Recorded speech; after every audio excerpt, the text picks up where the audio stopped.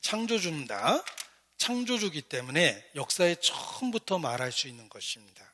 친어머니라면 아이가 태어날 때부터 이야기를 해줄 수 있습니다.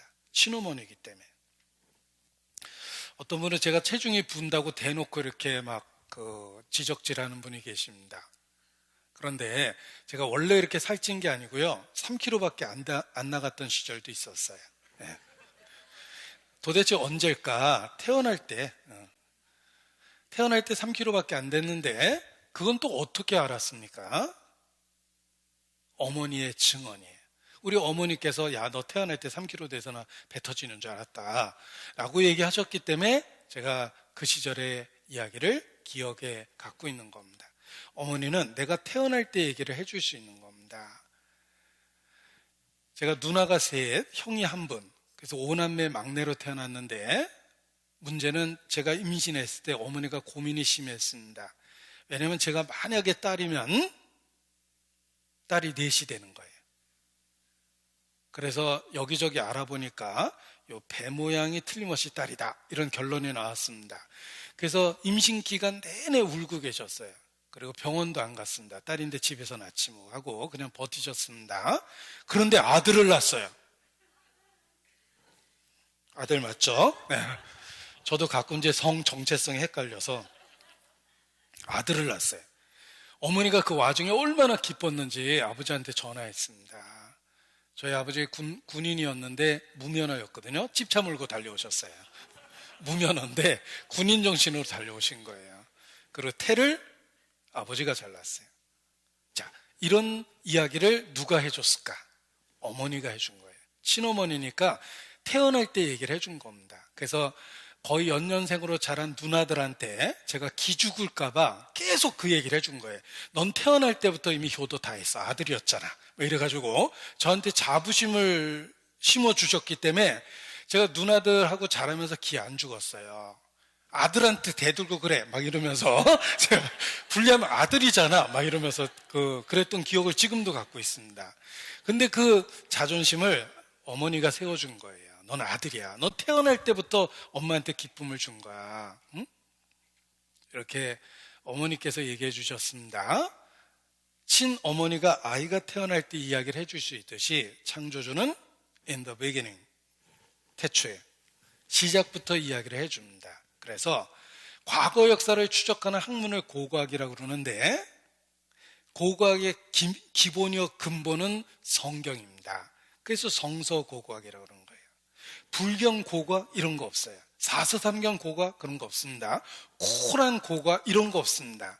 고고학이라는 말에 붙을 수 있는 유일한 말은 성서고고학이에요. Biblical Archaeology라고 그래요. 놀랍게도 과거 역사를 추적하는 고고학은 성경이 기본이 돼 있어요. 성경에는 수천 명의 등장인물과 많은 도시 이름이 언급되어 있는데 우리가 추적하는 고고학과 놀라울 정도로 일치를 보입니다. 성경은 고고학적으로 사실이에요. 왜냐하면 창조주만이 처음의 이야기를 정확하게 해줄 수 있기 때문에 그렇습니다. 그래서 인류 역사가 어떻게 시작됐는지를 보도록 하겠습니다. 역대상 1장입니다. 역대상, 역사책 상편이라는 뜻입니다. 역대상 1장 609페이지 1절.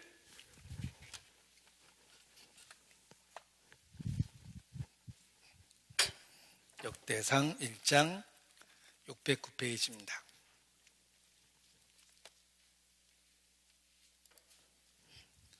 역대상 1장입니다. 제가 읽어드립니다. 여기 첫사람 이름이 나오는데 누굽니까? 첫사람의 이름이 무엇입니까? 아담. 잘 읽으셔야 돼요. 아메바가 아닙니다. 아메바가 진화한 게 아니고 아담을 만드셨어요. 아담의 부인을 이브 또는 하와라고 그러는데 이게 발음상의 차이지 똑같은 사람입니다. 아담의 부인은 왜 하와일까? 아담이 하와를 처음 만난 그날 아마 이렇게 인사했을 겁니다. How are you? Fine, thank you. And you? 그랬겠죠. 자, 하와라는 말은 생명이라는 뜻입니다. 사람은 지능이 높을수록 잘 웃는다고 그러더라고요. 금방 반응이 오네요. 네. 여러분의 높은 지능을 마음껏 보여주시기 바랍니다. 자, 첫사람은 아담입니다. 제가 읽어드립니다. 아담 세야노스 게나 말레 아레 노무드 세라라멘 노아세만 야베사든 후메가마 고마데양아 두바가 메스카 데라스요 고메라든 아스나티 바카 도가메 야네 엘리사 다시사 기든가 도나미더라. 제가 이렇게 읽었더니 어떤 분이 성경에도 랩이 다 있네? 그러는데 랩이 아니고요. 이게 족보라는 거예요. 여기 있는 사람 이름을 다 세어보면 2930명의 이름이 나오고 1551곳의 지명 이름이 나옵니다. 성경은 수천 명의 사람 이름과 도시 이름이 언급되고 있는 특별한 책인데 놀라운 건 추적해보면 고대 민족들의 조상, 고대 도시의 이름과 일치하고 있다는 겁니다. 실제 역사를 기록하고 있다는 거예요. 인류의 족보가 기록되어 있습니다. 내일 말씀드릴 테지만 우리 민족이 어떻게 출발했는지도 역추적이 가능합니다. 성경에는 아주 구체적인 족보가 기록되어 있기 때문에 그렇습니다. 자, 저는 달성서 씨입니다. 약봉 할아버지 도의공파 13대 손입니다. 오리지널 양반이에요. 잘 모르시는 것 같은데 지금은 시대가 좋아져서 이렇게 맘먹고 있지만 옛날 같은 어림도 없습니다. 어느 안전이라고 조는 게냐? 제가 이렇게 큰 소리치고 설교해야 되는데 아무튼 그렇습니다. 자, 그런데 저희 집안의 족보도 400년까지는 있지만 그 이전의 족보는 모릅니다. 여러분도 뭐 비슷할 텐데 그 이전의 족보가 여기 있는 거예요. 아다, 셋, 에노스, 게난.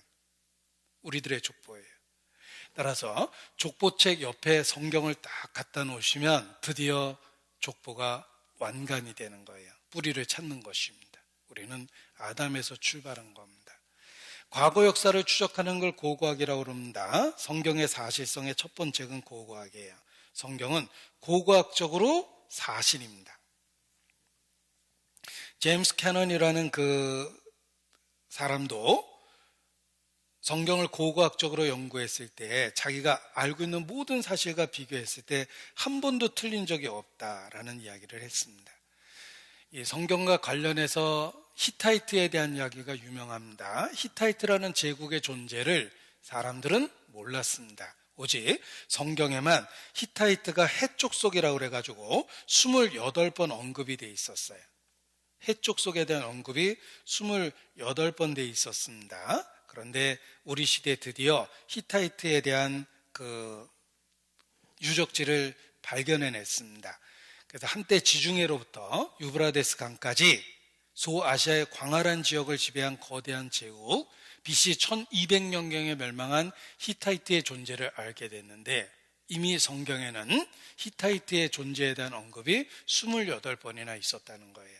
그러니까 성경은 고고학을 통해서 확인하기 전 이미 인류의 역사를 자세히 얘기해주고 있었던 유일한 책이었던 것입니다. 그래서 실제로 고고학 발굴 현장에서 성경이 사용되기도 합니다. 어떤 도시를 발굴했을 때 성경에 기록된 것들을 살펴보면 그 위치와 크기를 정확하게 알 수 있다는 것입니다. 그래서 고고학 현장에서 성경이 사용됐던 예를 여기 한번 보여드리겠습니다. One shaft visually tells how King David captured the city and brings the Bible to life. When we saw this, we suddenly saw exactly how the picture came together. And many times when we do excavations, we also don't know what we're looking at. And then we have to go to the Bible, and that starts explaining it. So it's the Bible and the excavations of the Bible coming together, giving us the full picture of ancient Jerusalem. Further down, they found where men became kings. Most of the 그래서 제가 프레드릭 캐넌에 대한 언급을 했는데 대형 박물관 관장 생활을 오래 하신 분입니다. 대형 박물관의 유물은 거의 대부분 성경과 관련이 있다라고 이야기하는데 한 번도 성경과 다른 유물은 본 적이 없다고 그 프레드릭 캐넌이 그의 회고록에서 밝혀놓은 겁니다.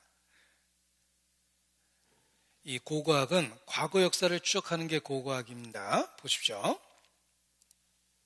아무데나 파는 게 아니고 지금까지 25,000번의 발굴 작업이 있었는데 테리라고 일컬어지는 고대 그 도시, 언덕이란 뜻입니다.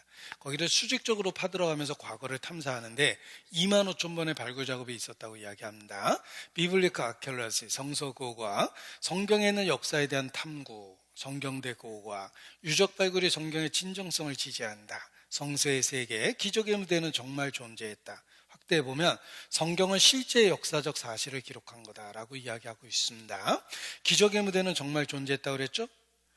수많은 고대의 지명들과 민족들의 이름 속에 노아 손자들의 이름이 남아있다. 아수르는 아시아, 야와는 그리스, 붓은 리디아, 엘람은 페르시아, 옛 히브리식 이름입니다.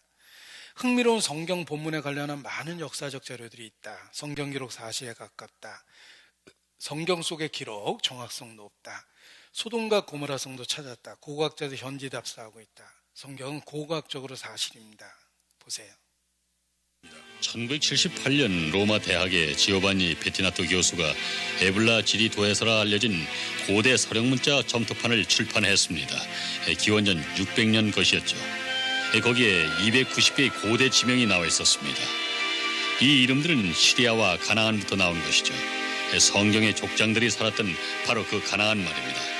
소돔과 고모라의 위치를 사해 남부 부근으로 추정하는 이유는 조아라는 도시와 관계가 있기 때문입니다.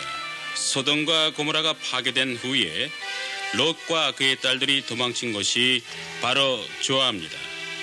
몇 년 전 비잔틴 교회에서 발굴된 마다바라는 모자이크 지도에 따르면 조아는 지금의 요르단에 위치한 사해 남동 지역에 고고학자들에 있었습니다. 의해 사해를 따라 위치한 이 5개의 유적지 중 3개는 발굴됐습니다. 이 유적지들은 갑작스럽게 종말을 맞이했죠. 표면에 재가 한층 덮여 있어 불에 타서 멸망했다는 것을 알 수 있습니다. 우리는 여리고성이 지진에 의해 무너진 것이라는 과학적 증거가 많이 있습니다. 바로 성경에 쓰여진 것처럼 말입니다. 자, 성경은 실제 역사를 담고 있다는 걸 알아낸 것입니다. 이분은 넬슨 그룩이라는 저명한 고고학자예요. 지금까지 2만 5천 번의 고고학적 발굴이 있었는데 성경을 비교해 보니 한 번도 틀린 적이 없다라고 이야기합니다. 윌리엄 람제이는 무신론자입니다. 옥스퍼드 대학을 나왔는데 소아시아 고고학에 관한 세계 최고의 권위를 지니고 있습니다. 그는 성경을 믿지 않았는데 우연히 여행한 도시가 성경에 있는 도시였고 성경의 내용과 똑같다는 것에 호기심을 느끼고 그때로부터 무려 25년 동안 성경에 있는 도시만 여행하기 시작했습니다. 그 결과 결론적으로 독실한 크리스찬이 됐어요. 윌리엄 람제이입니다. 또 성경 때문에 부자가 됐던 사람이 있습니다. 성경 때문에 부자가 됐던 사람이 누구냐면 바로 이분입니다. 스탠다드 오일 컴퍼니예요. 록펠러. 록펠러는 창세기 14장에서 이러한 구절을 읽게 됩니다. 시틴 골짜기에는 역청구덩이가 많았다. 창세기 14장 10절인데 영어로 보니까 Valley of Sittim, 시틴 골짜기에는 역청구덩이가 많았다고 그랬죠. Was full of asphalt라고 돼 있죠. 아스팔트 핏. 아스팔트 핏이라는 게 역청구덩이입니다. 휘발성 있는 석유가 날아가고 찌꺼기가 남은 게 역청이에요. 그 역청구덩이가 얼마나 많은지 군대가 빠졌답니다. 중동에서 석유가 난다는 확신 아래에 스탠다드 오일 컴퍼니를 진출시켰습니다. 유기물질인 석유가 사막에서 나올 거라고 아무도 생각하지 않던 시절에 록펠러가 스탠다드 회사, 석유 회사를 중동에 진출시켜서 진짜 석유가 나와서 엄청난 재벌이 된 겁니다. 이 이야기는 스탠다드 석유회사의 모든 직원이 알고 있었습니다. 직원들은 다 성경을 열심히 봤답니다. 우리 회장님도 이거 보다가 부자 됐대잖아 하고 열심히 봤는데 한 직원이 또 다른 구절을 발견했습니다. 어떤 구절을 발견했냐면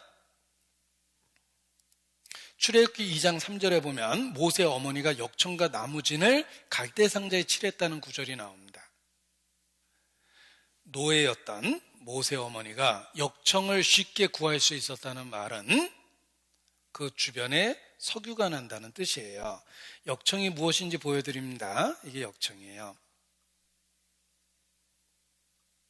아스팔트의 찌꺼기죠. 석유가 날아간 그 찌꺼기. 유정에서 얻은 것은 석유만은 아니었습니다. 검고 끈적끈적한 이것이 바로 역청이라 불리는 천연 아스팔트입니다. 근데 이게 얼마나 석유가 많이 났으면 군대가 빠지고 막 이러냐 이겁니다. 그런데 그 직원이 모세 어머니에 관한 구절을 발견하고 회사 제한제도에 제출했습니다. 회사에서는 찰스 피투스쿠스라는 지질학자를 그곳에 파견했는데 며칠 있다가 바로 그곳에서 엄청난 석유를 발견했다는 연락을 받게 됩니다. 정말 석유가 그곳에 있었던 거예요. 성경의 사실성을 믿고 부자가 된 사람들입니다. 여러분도 또 다른 구절이 있는지 찾아보십시오. 우리가 언제까지 이렇게 살 수는 없잖아요. 응? 우리도 한번 잘 살아봐야 될 텐데. 자, 이스라엘 사람 중에 그 생각한 사람이 있습니다. 보십시오. 이스라엘을 중심으로 동서남북에 있는 아랍 국가는 모두 다 산유국입니다. 오직 이스라엘에만 석유가 안 나요. 산유국들은 이스라엘의 적성국가이기 때문에 석유를 한 방울도 안 팝니다. 그러면 이스라엘은 석유도 안 나오고 석유를 어떡하냐? 멀리 남미 쪽 같은 데서 사옵니다. 세계에서 가장 이 전기값이 비싼 데가 이스라엘이에요. 주변에 있는 아랍 국가가 석유를 안 파는 거예요. 단 한 방울도. 그래서 이스라엘 사람들은 때로는 모세를 원망합니다. 모세가 그때 땅을 좌양자할 게 아니라 우양우했어야 된다. 왜 석유가 안 나오는 땅을 갖다가 골랐을까? 모세를 원망하는데 러시아에서 이민 온 한 유대인이 아니다. 틀림없이 이스라엘에도 석유가 난다라고 생각하고 성경을 면밀히 조사하다가 두 구절을 찾아냈어요. 어떤 구절을 찾아냈는지 보십시오. 어떤 구절을 찾아냈냐면 신명기 33장에 스볼론 지파에 관한 이야기 속에 바다의 풍부한 것, 모래에 감추인 보배를 흡수하리로다 라는 구절을 찾아냅니다. 이거 석유다 라는 생각이 들었고, 또 아셀 지파에 대해서 그 발이 기름에 잠길 것이다 라는 예언을 보게 됩니다. 이것도 석유다라는 생각이 들었어요. 그렇다면 스볼론과 아셀 지파가 어느 지역의 땅을 얻었을까? 그곳을 집중적으로 탐색하다가 2004년 한 곳에서 석유를 발견했는데 세계 1위의 매장량이 사우디아라비아입니다. 사우디아라비아에 이어 거기가 2,600억 배럴이거든요. 사우디아라비아에 이어 세계 제2의 매장량을 발견한 거예요. 한 곳에서만.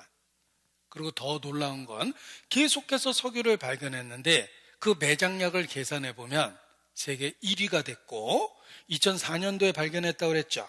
석유를 추출할 수 있는 기반 시설을 만들어내서 2019년 작년 드디어 석유를 뽑아내기 시작했어요. 엄청난 석유가 나오니까 그것을 그리스 쪽으로 송유관을 연결시켰습니다. 그게 이스트메드라는 송유관 사업이에요.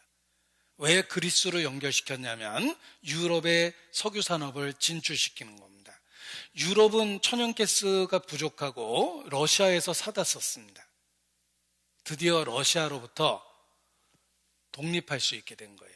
또 다른 공급원이 생긴 겁니다. 러시아가 그냥 둘 수가 없죠. 이스라엘이 자기들의 그 영역을 침범하고 있기 때문에 그렇습니다. 이게 이제 우리 시대에 일어나는 일들입니다. 그래서 중동에서 전쟁이 일어나는 거예요. 보십시오.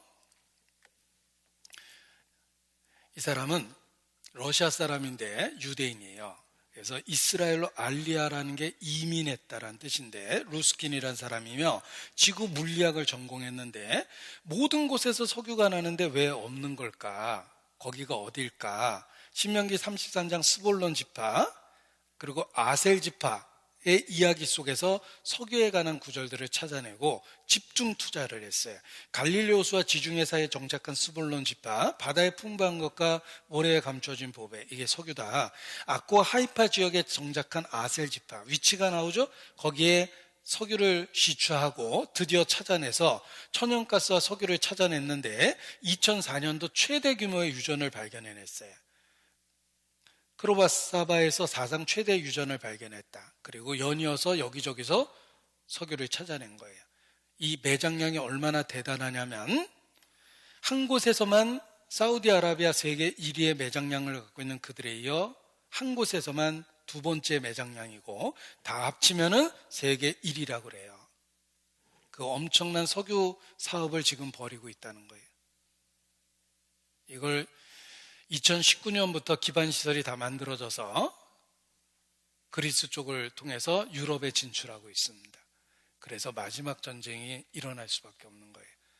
러시아는 그걸 보고 있을 수가 없습니다. 자신들의 유일한 시장인 유럽을 이스라엘이 넘보기 때문에 그렇습니다. 그래서 마지막 전쟁이 중동에서 난다라고 이야기하는 겁니다. 자, 아무튼 성경의 기록이 사실이기 때문에 그 사실성을 믿고 성경을 연구했던 사람들이 성경에서 언급한 그곳에서 서교를 찾아냈던 것입니다. 역대상 1장 또 보십시오. 19절입니다. 거기에 이런 말씀이 있습니다. 19절입니다. 에벨은 두 아들을 낳아 하나 이름을 벨렉이라 하였으니 이는 그때 땅이 나뉘었으며 그 아우의 이름은 욕단이며. 자, 벨렉이 태어나던 시대에 땅이 나뉘어졌답니다. 원래 땅이 한 덩어리인데 벨렉이 태어나던 시대에 땅이 나뉘어진 겁니다. 창세기 1장에는 천하의 물을 한 곳으로 모아 바다라 칭하시고 드러난 육지를 땅이라 칭하실 때 단수였어요. 그것이 지금은 5대양 6대주가 됐죠. 벨렉이 태어나던 시대에 땅이 나뉘어진 겁니다. 그런데 KBS 자료화면에 보면 이게 KBS 자료화면이에요. 지진이 일어나는 원리를 설명하면서 원래 지구가 한 덩어리였다. 그런데 갈라졌다는 겁니다. 컴퓨터 그래픽으로 맞춰보면 한 덩어리로 딱 들어맞습니다. 원래 한 덩어리였습니다. 한 덩어리인데 벨렉이 태어나던 시대에 갈라졌습니다. 자, 이게 인도 대륙이에요. 인도 대륙이 아시아 대륙하고 만나서 부딪힙니다. 거기가 히말라야 산맥이 되는 거예요. 인도 대륙이 떠다니다가 아시아 대륙하고 만나서 부딪힙니다. 부딪힌 부분이 쿵, 그리고 점점 더 높이 솟아오르기 시작합니다. 히말라야 산맥이 됐고 가장 높이 솟아오르는 부분이 생깁니다. 8,800 몇 메타까지 솟았습니다. 여기가 바로 에베레스트 정상이 되는 거예요. 지금은 교과서에도 나오는 이야기인데 이것을 대륙 이동설 또는 판구조론이라고 이야기합니다. 원래 땅이 한 덩어리였는데 갈라졌다는 게 대륙 이동설이며 또 다른 말로 판구조론이라고 해요. 대륙은 천천히 이동하고 있다. 지판을 스티로프를 목욕탕 위에 띄우면 둥둥 떠다니듯이 지판이 떠다니고 있다 이런 뜻인데 우리가 살고 있는 지판이 움직이고 있습니다. 지금도 벌어지고 있습니다. 땅이 움직인다. 이게 지금도 벌어지고 있어요. 벨렉이 태어나던 시대 세상이 나뉘었고 주께서 땅을 진동시켜서 갈라지게 했다. 갖다 오려서 붙이면 딱 들어맞아요. 한 덩어리인데 갈라진 거예요. 그래서 지층의 분석 구조를 분석해 보면 한 덩어리인데 갈라졌다는 게 입증이 됩니다. 지금은 수심의 차이만 있어서 그렇지 원래 한 덩어리가 맞다라는 거예요. 그래서 지진이 일어나는 걸 빨간 점으로 찍어보면 지판의 경계선이라는 걸 알 수가 있습니다. 성경은 과거의 이야기를 정확하게 해주고 있습니다. 땅이 한 덩어리인데 갈라졌다라고 말씀을 하고 계십니다. 그리고 그 하나님께서 사람을 지으실 때 어떻게 지으셨는지 보십시오. 태초에 하나님이 천지를 창조하셨습니다. 영어로 God created the heavens and the earth. 그대로죠. 하늘들과 땅을 만드셨다 이렇게 되어 있는데 우주를 만드셨다가 아니라 천지를 창조하셨어요. 한마디로 지구를 우주에서 구별해서 얘기한 겁니다. 지구는 특별하다는 걸 보여준 거예요. 많은 별들 중에 하나가 아니라 지구가 특별하다는 겁니다. 왜 특별하냐면 그 속에 사람이 있습니다. 동물은 한 번에 잔뜩 만드셨어요. 사람은 아담 하나를 만들어서 하나씩 늘려가셨습니다. 이유는 사람은 아주 특별하기 때문입니다. 창세기 1장 27절에 보면 사람을 이렇게 만드셨습니다. 창세기 1장 7절, 27절 하나님이 자기 형상 곧 하나님의 형상대로 사람을 창조하시되 남자 여자를 창조하시고 사람은 하나님의 형상으로 특별하게 지으셨습니다. 동물이 아닙니다. 동물을 한 번에 잔뜩 만들었다고 그랬죠. 한 마리를 만든 게 아니고 그냥 한 번에 잔뜩 만든 거예요. 자, 닭이 먼저일까? 알이 먼저일까? 그거야 닭이지. 닭은 어디서 나왔는데? 알. 그럼 알인데. 알은 누가 낳았는데? 닭. 그럼 닭이네. 이게 이제 순환 논리라고 그래가지고 잠자기 전에 시작하면 새벽까지 계속 그러고 있어요. 답이 안 나옵니다. 그런데 성경을 보면 딱 답이 나와요. 닭이 먼저인지 알이 먼저인지. 하나님이 종류대로 알을 만든 게 아니라 종류대로 새를 만들고 종류대로 짐승을 만든 거예요. 답은 닭이죠. 그런데 보십시오. 종류대로 짐승을 만들 때 한 번에 숲속에 가득, 물속에 가득을 만드셨는데 사람을 만들 때는 아담 딱 하나를 만들었어요. 그 이유는 사람은 하나님의 형상이며 특별하다는 걸 가르쳐 준 겁니다. 동물이 아니에요. 우주에 있는 지구는 많은 별들 중에 하나가 아닙니다. 지구는 아주 특별합니다. 그래서 천지를 창조하셨어요. 제가 여기 지자를 구별해서 써놨죠? 그냥 우주를 만든 게 아니라 지구를 딱 구별해서 만드셨습니다. 보이저가 우주를 향해서 나아가다가 딱 한 번 뒤를 돌아서 지구 사진을 찍었어요. 그 역사적인 사진은 딱 한 장입니다. 가장 멀리서 지구를 찍은 거예요. 이겁니다. 보이세요? 요게 지구예요. 수없이 많은 별들 중에 지구가 딱 하나 있는데 그냥 많은 별들 중에 지구가 하나가 아니라 사람이 살 수 있는 유일한 별을 만든 겁니다. 지구를. 사람이 그렇다는 거예요. 사람은 많은 동물 중에 하나가 아니라 딱 하나를 만들었어요. 인간이 특별하다는 걸 보여준 겁니다. 우리는 공장에서 대량 생산된 제품이 아니고 지구상에 하나밖에 없는 작품이에요. 창세 이후 여러분과 똑같은 사람은 앞으로도 없어요. 여러분은 하나님 앞에 유일한 작품이에요. 하나씩 하나씩 늘려가셨다는 거예요. 사람은 특별하단다라는 걸 보여준 거예요. 그 이유는 인간은 하나님의 형상이기 때문에 그렇습니다. 하나님은 사랑이시며 인간은 하나님의 사랑의 대상으로 만드셨기 때문에 하나하나 구별해서 지은 겁니다. 인간은 짐승이 아니에요. 장갑은 보십시오. 장갑은 손의 형상이며 장갑은 손을 위해서 만들었습니다. 손이 없어지면 장갑은 쓸데가 없어요. 장갑은 손을 만날 때 존재의 목적이 이루어지며 장갑의 모양은 딱 손의 형상이에요. 손을 위해서 만든 겁니다. 인간은 하나님의 형상이며 하나님을 위해서 지음을 받은 특별한 존재입니다. 만일 하나님을 부정하면 삶의 의미를 결코 찾을 수 없습니다. 인간의 가치는 하나님하고의 관계에 의해서 가치가 생기는 그런 존재로 지음을 받았기 때문에 그렇습니다.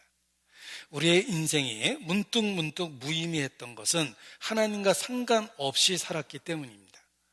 하나님하고의 관계와 사귐을 가질 때 비로소 인간의 존재의 목적이 드러나는 겁니다. 수학에서 숫자, 제로의 0의 개념을 알게 되면서 숫자에 대한 이해가 더 폭이 넓어졌습니다. 0에 대한 개념이 생긴 거예요, 수학에서. 수학은 발견인가 발명인가 라고 논쟁하는데 정답은 발견이에요. 이미 대자연에는 수학이 있고 수학적 언어로 설계되어 있다라고 이야기합니다. 그런데 그 대자연의 숫자의 개념 속에서 0의 개념을 찾은 거예요. 0의 개념을 이해하니까 숫자의 의미가 더 명확해진 겁니다. 여기 숫자 제로, 0이 있습니다. 하나 더 써보죠. 하나 더 쓸 수도 있습니다. 힘은 들지만 계속 써보겠습니다. 자, 0은 아무리 많이 써도 숫자적인 가치가 없습니다. 그러나 2를 앞세우는 순간에 갑자기 숫자적인 의미가 생겨요.